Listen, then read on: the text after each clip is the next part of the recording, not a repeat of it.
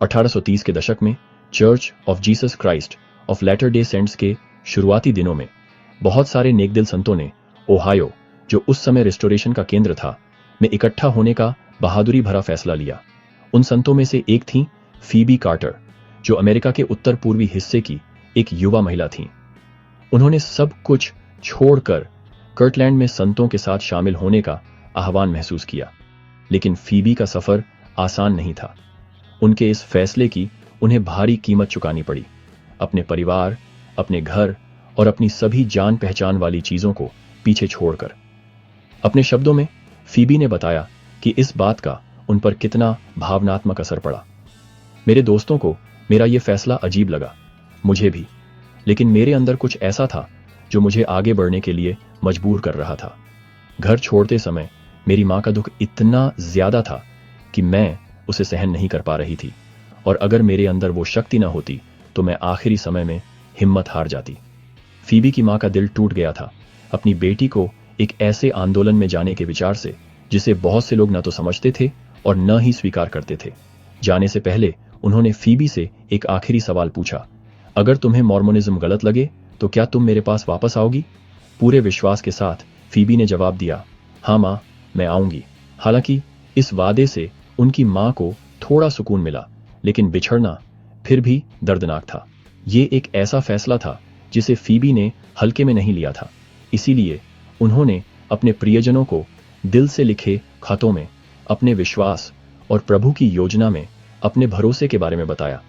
ऐसे ही एक खत में फीबी ने लिखा, प्यारे माता पिता, अब मैं कुछ समय के लिए अपने पिता के घर को छोड़ने वाली हूं।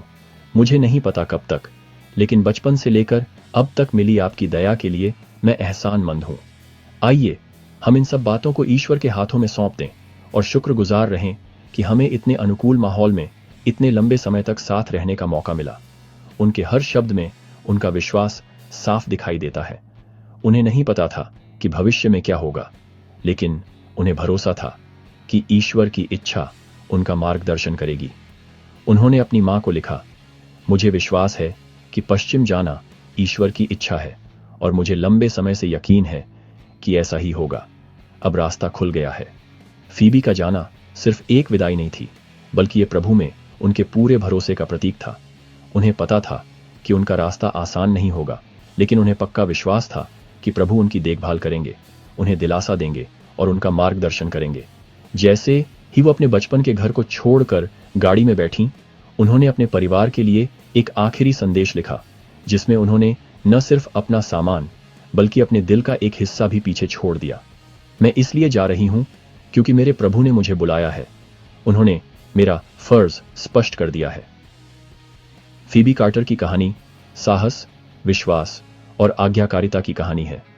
वो कर्टलैंड जाने वाली एक आम यात्री नहीं थी, बल्कि वो इस बात का प्रतीक थी कि प्रभु के आह्वान पर चलने का क्या मतलब होता है, भले ही इसके लिए बहुत बड़ा त्याग करना पड़े। उनका विश्वास हमें याद दिलाता है कि प्रभु अक्सर हमें मुश्किल चुनाव करने के लिए कहते हैं। फिर भी जैसे उन्होंने फीबी का मार्गदर्शन किया, वैसे ही वो हम सभी का मार्गदर्शन करने का वादा करते हैं। हमें अपने प्यार भरे हाथों से जिंदगी की चुनौतियों से पार ले जाते हैं। अंत में फीबी का ओहायो जाना सिर्फ एक जगह से दूसरी जगह जाना नहीं था, बल्कि ये आध्यात्मिक प्रतिबद्धता और प्रभु की योजना में विश्वास की यात्रा थी।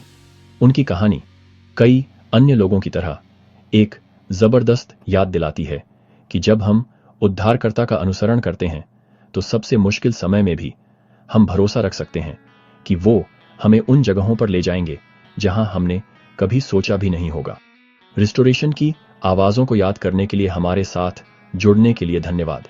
फीबी के साहस से हम सभी प्रेरित हों कि हम ईश्वर के मार्गदर्शन में अनजान रास्तों पर चलने का साहस करें। हमारा समर्थन करने के लिए कृपया हमारे चैनल को सब्सक्राइब करें और इस वीडियो को लाइक करें।